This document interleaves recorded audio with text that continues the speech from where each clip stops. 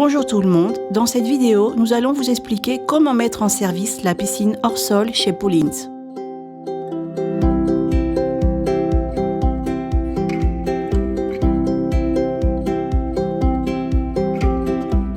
Pour le désemballage de la piscine, nous procéderons en retirant les vis du couvercle avec une clé à cliquet et ensuite nous retirerons les planches de la partie supérieure de la palette.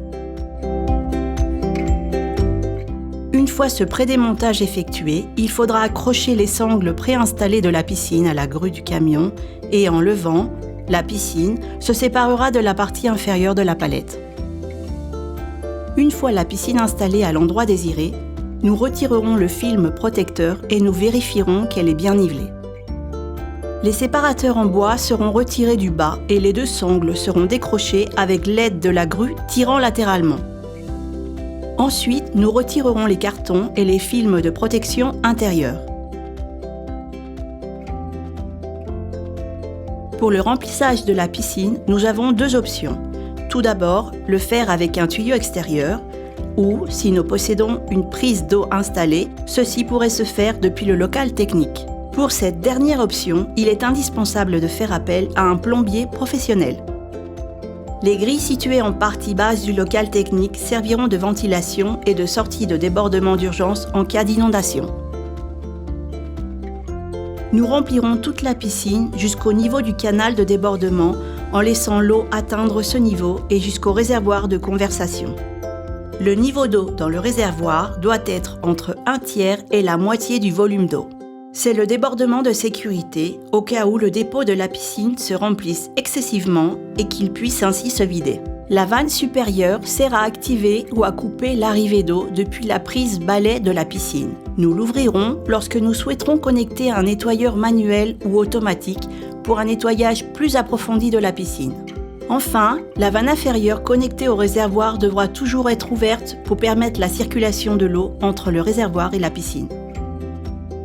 Pour permettre la mise en service de la piscine, il faudra connecter le câble électrique de celle-ci avec une prise de courant dûment préparée et installée le plus loin possible de la piscine.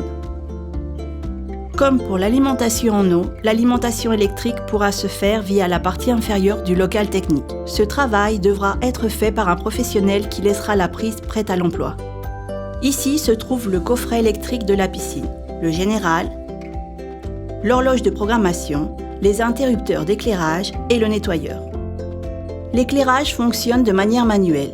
Grâce à ce bouton, s'allume ou s'éteint la bande de LED périmétrique extérieure et l'illumination intérieure.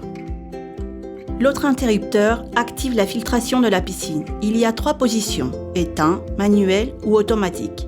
Le mode automatique permet grâce à l'horloge de programmation de définir les plages de fonctionnement de la filtration de la piscine. Une fois la piscine en service, nous allons vous expliquer les différentes parties du système de filtration. Tout d'abord, nous avons le pré-filtre de la pompe à eau, suivi de la pompe et enfin le filtre à sable que nous laisserons dans ce cas en position manuelle pour pouvoir expliquer toutes les fonctions. Mais normalement, on utilise le programmateur pour activer la filtration 1 ou 2 fois par jour. Si vous souhaitez connecter le nettoyeur pour un nettoyage plus approfondi de la piscine, nous enlèverons le cache de la prise de balai à l'aide de la clé fournie.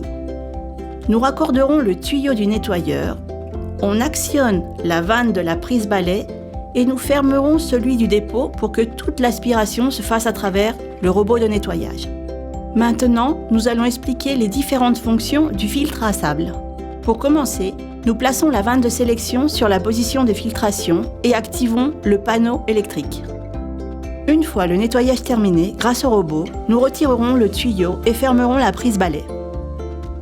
Lorsque nous voudrons faire un nettoyage du filtre de sable, nous mettrons la valve en position lavage. Nous allumerons le panneau et nous attendrons entre 30 et 60 secondes que le filtre de sable se nettoie. Ensuite, nous changerons la position de vidange et nous la garderons ainsi environ 15 secondes pour que le sable en suspension s'écoule à l'évacuation et non pas dans la piscine.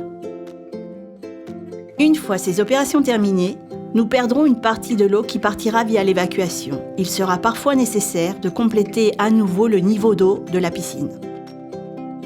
La fonction de vidange nous permettra de vider la piscine complètement et pouvoir la nettoyer. Tout d'abord, Nous retirerons le cache de la prise d'évacuation, nous placerons le coude de vidange et nous mettrons la vanne de sélection du filtre en position vidange. Nous ouvrons vanne de vidange, l'eau de la piscine s'évacuera sur le sol via les orifices localisés entre la cloison de la piscine. Si vous le souhaitez, vous pourrez connecter la piscine à une bouche d'évacuation préexistante qui se raccorde au réseau d'assainissement à travers le trou de l'installation. Finalement, la position fermée sera utilisée pendant de longues périodes d'inutilisation de la piscine, comme par exemple l'hibernation.